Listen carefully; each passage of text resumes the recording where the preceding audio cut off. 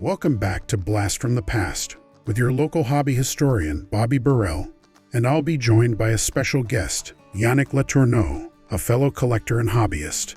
In this premiere video, we'll be in the chat to answer any of your questions you have along the way, and we'll extend beyond the end of the video with more pictures just to keep the chat going a few minutes longer. Okay, let's get started.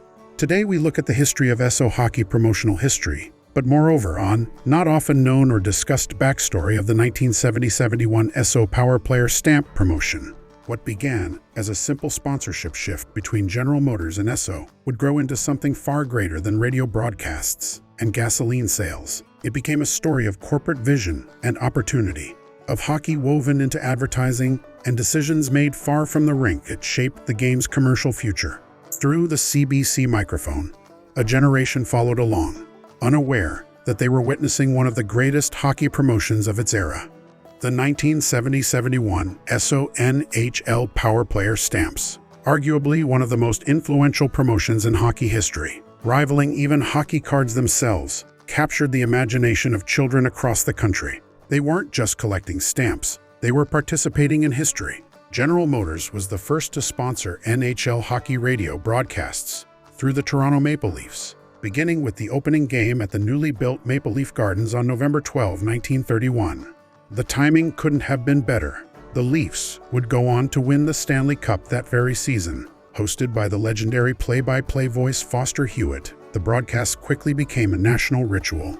In good faith, GM honored their commitment, and then some, by engaging patrons directly through the broadcasts.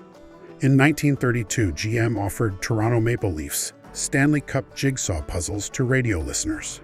Within their second season of sponsorship, on January 1, 1933, the General Motors NHL hockey broadcast went coast to coast. This marked the first time listeners heard Foster Hewitt deliver the now infamous phrase, "Hello, Canada and hockey fans, United States and Newfoundland." That same year, broadcast guide booklets were released and made available by mail upon request. Listeners could sit beside their radios with these 48-page booklets, which featured player photographs, statistics, schedules, and even a clever folding application that allowed fans to match up teams simply by adjusting the pages. Attractive schedules, and in the final 3 years of sponsorship, calendars and other promotional items were also offered. Unfortunately, this pioneering sponsorship came to an abrupt end following the 1935-36 season, when a newly appointed president of General Motors Canada, freshly transferred from U.S. operations, declared, "I don't believe that hockey sells cars." Big mistake. That decision opened the door for a new sponsor, Imperial Oil, and if not cars, then certainly the fuel that powered them. Esso clearly understood the cultural pulse of the country. Since 1936, right up until today, the brand has been synonymous with hockey in Toronto. In fact, the tradition of naming the 3 stars at the end of NHL games began in 1936, inspired directly by Esso's 3-star gasoline. Imperial Oil didn't just sponsor hockey, they embedded themselves into it. Beginning in the 1930s, from schedules issued annually from 1936 into the 1990s to dealer-driven promotions requiring minimum fuel purchases and station branding, Esso mastered localized patronage. In 1951, Esso stations offered Canadian maps highlighting player birthplaces and detailed hockey information. They distributed coloring booklets, Foster Hewitt pucks, and assorted memorabilia. In 1966-67, they released the Toronto Maple Leafs Hockey Talks records, and interestingly, sales skyrocketed just before the Leafs captured the Stanley Cup. But the crown jewel of Esso promotions was the 1970-71 NHL Power Player stamps. Packets of stamps and companion albums featured players from every NHL team, creating one of the most successful hockey promotions of the era. Here is a commercial from that time, and we will get back into the story.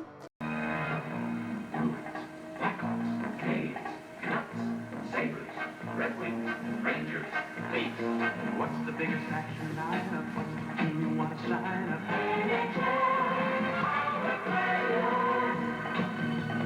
Power players are hockey stamps, cup stamps that Esso made. Put them in your favorite albums, fun to save and fun to trade. The best way to collect all 252 hockey stamps in the Power Player lineup is in one of Esso's Power Player albums. This is the Deluxe Super Saver with stories and color action pictures of all 14 NHL teams. You can buy Power Player albums at the same Esso station that gives you free Power Player stamps. Get the biggest hockey lineup, get it on the hockey scene. Ask for anytime, Power Players. Ask for them. Gasoline sales during the 1970-71 promotion increased dramatically. Parents, nostalgic about stamp collecting from their own youth, were sympathetic and motivated to help their children complete albums. It became a family affair. On a personal note, I remember it like yesterday. My dad returned to the car after purchasing gas and tossed 2 albums and a couple of packs into the back seat for my brother and me. The best part? There was an Esso station on the way to school. We would stop in and ask for extras. The owner was kind enough to give us some occasionally, even though we hadn't purchased the $3 gas purchase required minimum. It helped us complete our albums, and I still have mine today. The promotion became so popular that the Toronto Star ran a heartwarming story about Viola Dawson, known to the kids simply as Mom Dawson, who operated a service station on Highway 5 in Mississauga, Ontario. Every night at 7 p.m., after she shut down the pumps, that area would be littered with children's bicycles from far and wide, gathered together to trade their Power Player stamps. On some evenings, as many as 60 kids showed up. The excitement even spilled into the classroom, where teachers occasionally set aside time for students to trade their hockey stamps. It was a phenomenon unlike anything seen before, reaching far beyond the typical world of hockey gum cards and becoming a true community event. For a brief moment in time, collecting hockey players had moved from corner stores and wax packs to gas stations, schoolyards, and kitchen tables across the country. That same year, Eddie Sargent Promotions of Canada secured licensing rights through the NHLPA to produce a different yet similar 224 stamp hockey set with a companion album. At the time, the NHLPA was battling the NHL over compensation issues, and both parties pursued separate licensing arrangements. The NHLPA licensed set was also distributed in the United States through Finast, or better known as First National Stores. However, Esso, backed by strong legal resources, issued a cease and desist order that halted Eddie Sargent's Canadian distribution midway through the promotion.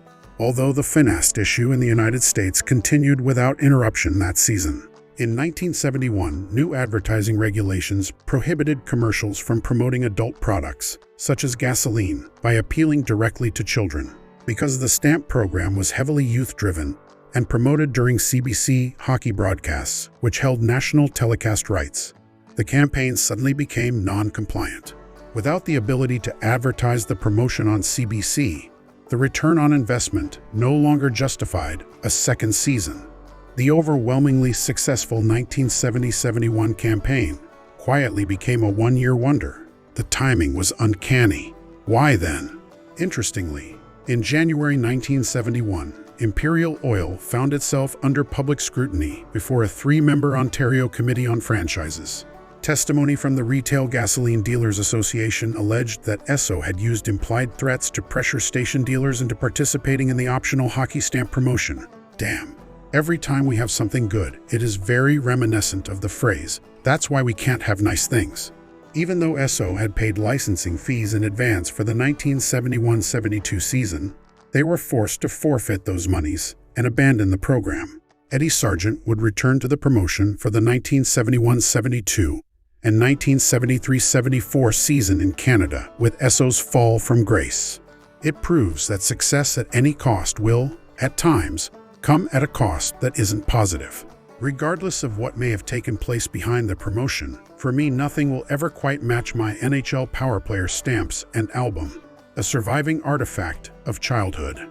For a generation of kids, those pages held more than players' faces. They held friendships, trades, and the simple thrill of filling another space in the book. The promotion may have come and gone, but the memories it created are far deeper than the paper itself. They were stamped into a generation, and their popularity has endured for decades among collectors. Well, that concludes this video. Thanks again for tuning in. Remember, hit the like button and subscribe. This video is brought to you by the Needham website and app, the most detailed repository on vintage hockey and CFL football cards and collectibles.